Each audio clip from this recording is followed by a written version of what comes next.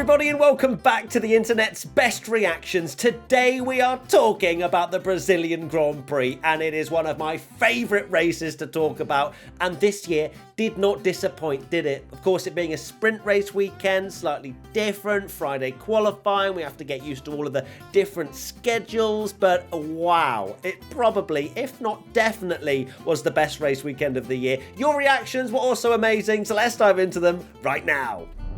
Let's start with @JPeach17, Brazil 2022 summarised. Now, of course, we started. George Russell got a great getaway from P1, and we then had a little bit further down, P1 from Friday, Kevin Magnussen. Can we just reflect on that for a second?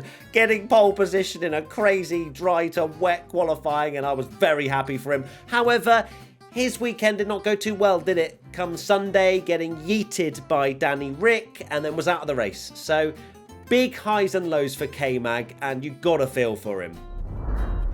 @Munford 1999, safety car restart be like. Now, of course, the safety car came out because of K-Mag and Danny Rick having that incident, and Russell just chilled, drove away, did that Max Verstappen-esque sort of running them to the safety car line sort of restart, and quite enjoyed it. It worked out well for him. But then behind, you had chaos absolutely ensuing. Of course, Verstappen and Hamilton coming together, Leclerc and Norris coming together as well, Leclerc slamming into the wall and somehow driving out of it, still scoring points. It's fourth. I don't know how, I was just convinced he was going to be out of the race. Anyway, there's more memes to react with those particular moments, and we'll do that right now.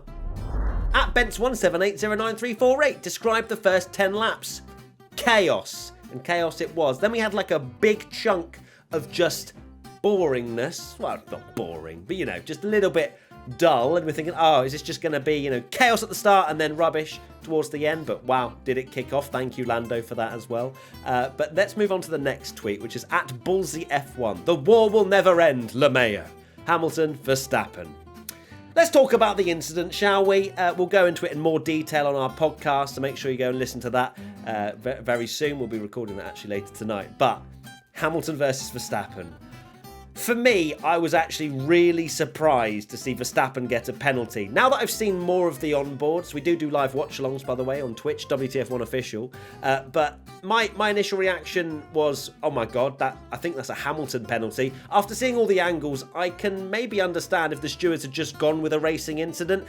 Verstappen flying around the outside, then having the inside for turn 2, Hamilton just squeezing him, not giving him enough space, Verstappen then over the curb, and then it was just damage central for both of them, wasn't it? So I don't think Verstappen deserved a 5-second penalty for that. If anything, I think he deserved a 5-second penalty for not letting Perez through at the end. Obviously, I'm joking, but also, what the hell was that? We'll also reflect on that a little bit later. But as for this incident, yeah, I thought it was very harsh to give Max the penalty. What do you think? Let me know in the comments right now, okay? I'll give you 5 seconds. Go. Who was at fault? Hamilton, Verstappen, or was it a racing incident? @El Schwabu. Well, I've spoken about K-Mag, but there's a meme to represent it. Kevin Magnussen's weekend. Oh, the poor guy. But I mean, the emotion we saw from him in the pits, when he just pulled up in the Haas garage and got on top of the car and started properly celebrating. That is what I live for as a Formula 1 fan. I love to see these underdog stories just come to fruition. K-Mag, who was on his sofa only a few weeks before the start of the season, gets called up for the final test, and then gets a pole position. Yes, it didn't work out for him on Saturday, really, or definitely Sunday, but it's still a memory he'll cherish. And back to Hamilton and Verstappen, @Mr. Wolfie Face. Hamilton and Verstappen coming together again. Every F1 fan getting 2021 flashbacks. I know, yeah, look, you'll have your own opinion on who was at fault, whether it was a racing incident, but these two just have a magnet to each other. They have, I don't understand. Kind of do, actually. I feel like they've got so much beef now between the two of them that they're just not willing. Neither of them are willing to give them any space. Verstappen has gone wheel to wheel with so many different drivers this year and not really had an incident that I can remember that's as big as this. And then the first, maybe not the first time, but a big moment between Verstappen and Hamilton that we haven't had very often. And they come together. We all knew that was going to happen, didn't we, when he went swooping around the outside at turn 1. They're just inevitable. At Dummy Batman 8, stewards before awarding the penalty to Max. Now, I'm sure, hopefully, you've given me your opinion. If you haven't, do it right now. But yeah, I don't know. Maybe they just took that turn 2 as just that. They didn't think about turn 1. It was just turn 2. But even then, I still think Max deserved more room.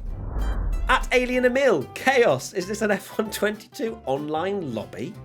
It was chaotic, wasn't it, in the first stages of the race? I'd love to know how many overtakes there were in this race overall, because it must have been the most of the season. There was just carnage everywhere. The midfield were just doing their usual midfield things, but just at the front it was happening as well. At Al7Absi8, Sebastian's inner instinct waking up in Brazil. He just came alive, didn't he, in the Aston Martin in the start of the race? He was running in P5, I think, for a lot of it, and we're wondering, oh, Sebastian, are you going to get a big haul of points here? Didn't happen, but I'm also kind of trying to process the fact it's his last race.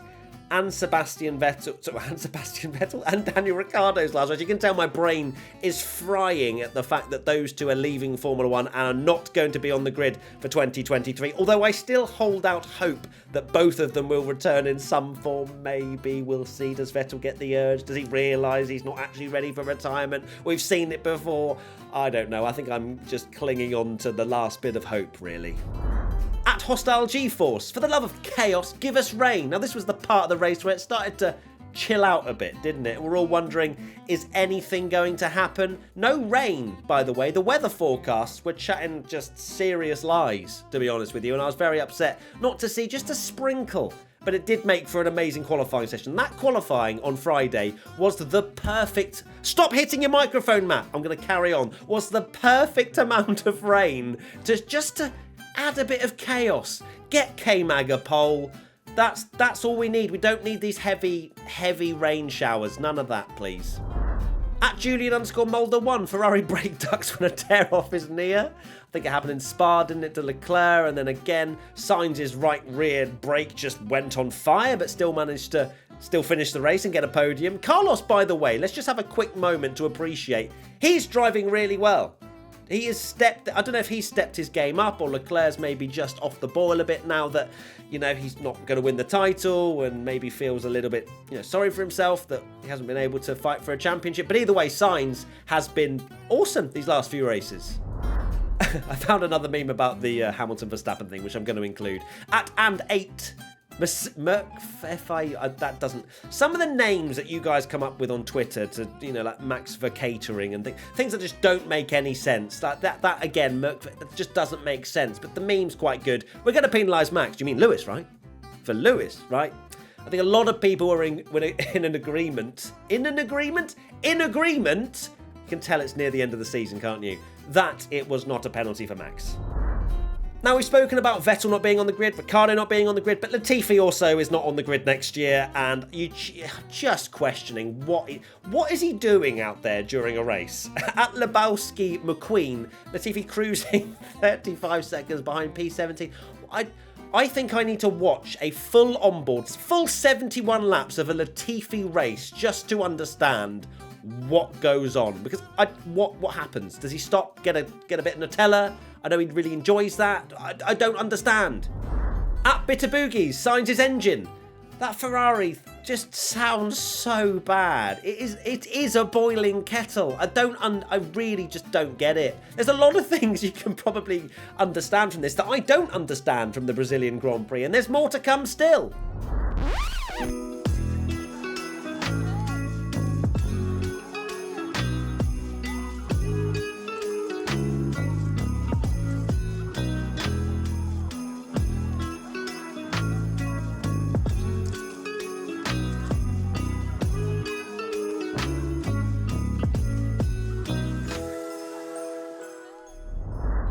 Fagade Samir, Charles in the final laps. Now, of course, there was this, right? Charles Leclerc was pleading Ferrari to swap positions, which I don't really agree with because it was a podium. And, Sainz has driven really well. And, yeah, I get it. They're trying to swap positions to help Leclerc secure P2.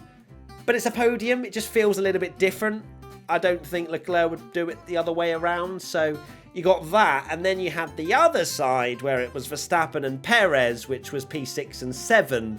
And Verstappen's team radio was mad. If you haven't listened to it, just flat out refused, said, you know my reasons why I'm not doing it, and it just feels like there's a bit more beef behind the scenes than we actually know. But for me, I wasn't a fan of Verstappen not letting Perez through, especially after how much Perez has done for Verstappen last year, fighting like a lion to stop Hamilton getting through, which inevitably helped Verstappen win the world title last year, because otherwise the pit stop would have been Hamilton would have been able to pit if Perez hadn't have done that amazing defence. So yeah, it didn't go down well, did it? At win_DYY. Now, the chronology of these tweets are a little bit all over the place, but that's because, well, it was just outrageous. I was still trying to process what happened after the race 20, 30 minutes after. I forgot to collect memes during the race at many points because of just the chaos that was ensuing. But this one, Mercedes mechanics trying to figure out what George meant. This was where even Tommy in the watch-along got confused and thought George had said no softs. But the comma was like, no, I do want softs. And look, we've spoken about Sainz, we've spoken about a few other drivers. Let's speak about George Russell quickly. He was amazing this race. Can we now put him in the same category as Leclerc? Because he had Lewis Hamilton, the greatest of all time statistically, bearing down on him for the last 12 laps, and he did not put a foot wrong for his first ever win in Formula 1. I thought he deserved driver of the day as well, Russell, but didn't get it. Hamilton did, but it was... And Mercedes won too! What's going on? At 13 is a... Well, that was awkward. Give Checo the place back. Max. Oh dear, oh dear. Now, I heard a Christian Horner interview where they're like, oh yeah, we've spoken about it above table and it's all sorted out and yada, yada, yada. Max even said in his post-race interview, if Checo needs me in Brazil for points, then I'll be there. I don't think that's probably going to be the case. If Verstappen's leading, Leclerc's second and Perez third, what's going to happen there? Is Verstappen going to slow down, potentially put his win at jeopardy to then allow Perez to pass? They're level on points though, so we've got another level on points decider, but this time it's for runner-up in the championship. At Formula Matt 3316, same energy. Big hero, big shouter. Happy birthday, Lando Norris. Of course, you know, he's out of the race, not great, but he wasn't in a particularly strong point scoring position, I don't think, at the time, and he'll get to play his DJ decks a bit earlier on his birthday, so I'm sure he's not too upset. Who has won Tweet of the Week? Right, tweet of the week time now. This one did make me laugh. I enjoyed it a lot. At Formula_meme_22. It's kind of making light of a bad situation. Verstappen when told to help Perez. I've never seen that meme before, but that is a really good one. So well done, Formula Meme 2022, or 22 even. You win an amazing Fanatec prize. I'll send you a message very soon. At Inferno the Fox. I have waited since Sakir 2020 to post this. George Russell is a Grand Prix winner, and wow, did he do it in style. Won the sprint, won the main race, didn't put a foot wrong. I cannot speak any higher of George Russell's weekend this weekend. Now, I almost forgot this meme, actually. At Allure_Evans, Alpine begging Ocon not to fight Alonso again. Of course, they had that craziness in the sprint, didn't they, where Alonso sort of drove into the back of Ocon, got a penalty for it, and then there was this mad team radio, wasn't there, where they were just discussing, you know, Ocon's like, I want to get past Vettel, and the team were quite stern on him not fighting Alonso. I think you can tell Fernando doesn't care. He'll try and pass Esteban, whether they tell him not to or do tell him to. So, yeah, that I think they're quite glad that teammate partnership's coming to an end this year. It's time for Social Media Team Championship. Social Media Team Championship time now. Who has scored points for the Brazilian Grand Prix? In third place, we have Mercedes AMG F1. You okay, hun? Of course, this was after Haas getting pole position. Haas got pole this week. How that doesn't make sense even now. Even on Sunday evening, doesn't make sense. But well done, Mercedes. You get 1 point. In second place, we have Haas F1. Oh my word, pole position, Kevin Magnussen. Now, I sent Haas a tweet, I think it was last year, saying, have you ever made a poll graphic just in case it happens? And then they basically said, you know, wait and see or something to that regard. And It turns out they didn't have probably a pole graphic ready because the one they did didn't look like it was done very much in the last 8 minutes of qualifying when it was delayed. But amazing stuff, Haas. You get 2 points. And the winners of the Social Media Team Championship are McLaren F1. I love how all of them are replying to qualifying, which doesn't usually happen. Everyone in F1 right now, a Haas sandwich. That is quite an amazing picture, to be honest with you, and fully deserves full points. Well done, McLaren. That's 1 point for Mercedes, 2 points for Haas, and 3 points for McLaren. And now it's time for Race Rundown with your host, Matthew Gallagher. Before I get into Race Rundown, I just want to mention what the hell was the FIA doing? Did they forget Tsunoda was out there? I'm pretty sure when they had the safety car, they allowed Albon and Latifi to go through. Tsunoda got passed by Latifi because they let those 2 cars go through, but not Tsunoda. Just wanted to get that off my chest, really. Let's do Race Rundown now, shall we? Okay, here we go then. The finishers of the Brazilian Grand Prix were Russell, Hamilton, Sainz, Leclerc, Alonso, Verstappen, Perez, Ocon, Russell, Hamilton, Sainz, Leclerc, Alonso, Verstappen, Perez, Ocon, Bottas, Stroll, oh wow. Russell, Hamilton, Sainz, Leclerc, Alonso, Verstappen, Perez, Ocon, Bottas, Stroll, Vettel, Gasly, Schumacher, Albon, Latifi, Tsunoda. I said Latifi, but I don't care. The non-finishers were Norris, Magnussen, Ricciardo. Norris, Magnussen, Ricciardo. Also worth mentioning as well, the Social Media Team Championship winners this year are Haas F1. Well done. You've sealed the deal. You've won the title. Congratulations to Haas. And that is it. Thank you so much for watching the internet's best reactions to the Brazilian Grand Prix. We have got a lot to dissect in the podcast. Some of the things I haven't even mentioned. I'm sure I probably missed your favourite driver doing an amazing thing, but this race kicked off at the start and the end, and it melted my brain. Massive thank you to Fanatec for sponsoring this series as always, and we'll see you very soon for another video. Take care, adios, see you soon next week, Abu Dhabi. Bye bye.